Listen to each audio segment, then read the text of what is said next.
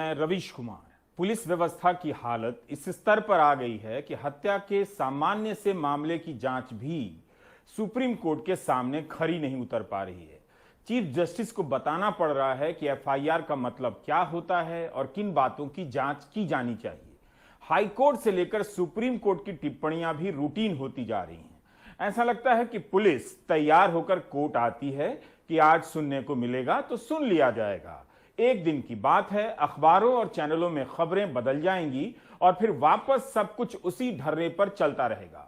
खबरों को बदलने से रोक नहीं सकते, लेकिन उनकी आड़ में सिस्टम अपने आप को नहीं बदलने का बहाना खोज लेता है। बहुत से बहुत अखबारों में लखीमपुर खीरी मामले में सुप्रीम कोर्ट की फटकार को इस तरह से छापा गया होगा। क्या यह कोई सामान्य टिप्पणी है? संवैधानिक नैतिकता का बोध अगर प्रशासन में होता तो इतनी खराब रिपोर्ट सुप्रीम कोर्ट के सामने पेश नहीं की जाती, और की जाती तो छोटे से लेकर बड़े अधिकारी तक के खिलाफ कार्रवाई हो जाती। लेकिन सब कुछ यथावत है। एक दिन अदालत को ही बताना पड़ेगा कि उसकी इन फटकारों से पुलिस व्यवस्था में क्या सुधार आया, वरना ऐसी हेडलाइन पाठक और पुलिस दोनों के लिए रूटीन होती चली जाएगी और जिसके साथ अत्याचार होगा उसे न्याय नहीं मिलेगा। यूपी पुलिस को पता है कि लखीमपुर खीरी केस की जांच पर सुप्रीम कोर्ट की नजर है। इसके बाद भी इतनी खराब रिपोर्ट लेकर वो पेश होने जाती है। इसका मतलब है कि पुलिस को कोर्ट की डांट से शर्मिंदगी नहीं होती है।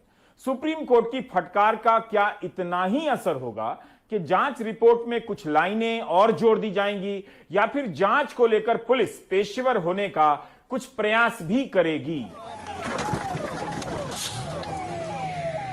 इस वीडियो को आप कितनी बार देख चुके होंगे? क्या पता यह वीडियो ना होता तो किसानों की हत्या के बाद पता ही नहीं चलता कि किसने की। कोर्ट को बताना पड़ रहा है कि केवल गवाही हो रही है। नई स्टेटस रिपोर्ट पर भी सुप्रीम कोर्ट ने कहा कि इसमें नया कुछ नहीं है। 10 दिनों का समय दिया, लेकिन फोरेंसिक लैब की रिपोर्ट नहीं आई। आशीष मिश्रा का ही मोबाइल मिला है, बाकी आरोपियों के मोबाइल का क्या हुआ, कोर्ट पूछ रही है। मोबाइल टावर और मोबाइल डेटा का क्या हुआ? क्या यह कोई ऐसा सवाल है जो यूपी पुलिस को नहीं मालूम? क्या इस बुनियादी बात के जवाब के साथ अदालत के सामने नहीं पेश होना था? भारत के मुख्य न्यायाधीश को अगर यह कहना पड़े कि सेल टावरों के माध्यम से आप पहचान सकते हैं कि क्षेत्र में कौन से मोबाइल एक्टिव थे, तो कम से कम उम्मीद की जानी चाहिए कि पुलिस के भीतर किसी को शर्म आई होगी। जस्टिस सूर्यकांत को कहना पड़ा कि हमें यह कहते हुए दुख हो रहा है कि प्रथम दृष्टया ऐसा लगता है कि एक विशेष आरोपी को 2 एफआईआर को ओवरलैप करके लाभ दिया जा रहा है। 2 एफआईआर की एक ही जांच कैसे हो सकती है?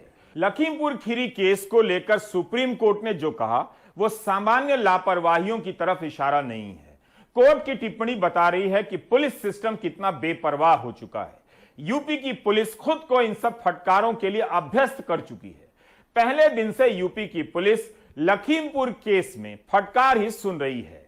ऐसा नहीं लगता कि पुलिस कोर्ट से अपने काम की पेशेवर तारीफ चाहती हो। फटकार सुनने आती हो और सुनकर चली जाती है। अगर कोर्ट दखल नहीं देता तो आशीष मिश्रा शायद ही गिरफ्तार होता और हथियारों की फोरेंसिक जांच होती। क्या अफसरों को नहीं लगता होगा कि सुप्रीम कोर्ट ने सवाल उठा दिए हैं? उनकी पेशेवर क्षमता पर यह सवाल है। कोर्ट को कहना पड़ रहा है कि हाईकोर्ट के रिटायर्ड जज से जांच की निगरानी करानी पड़ेगी।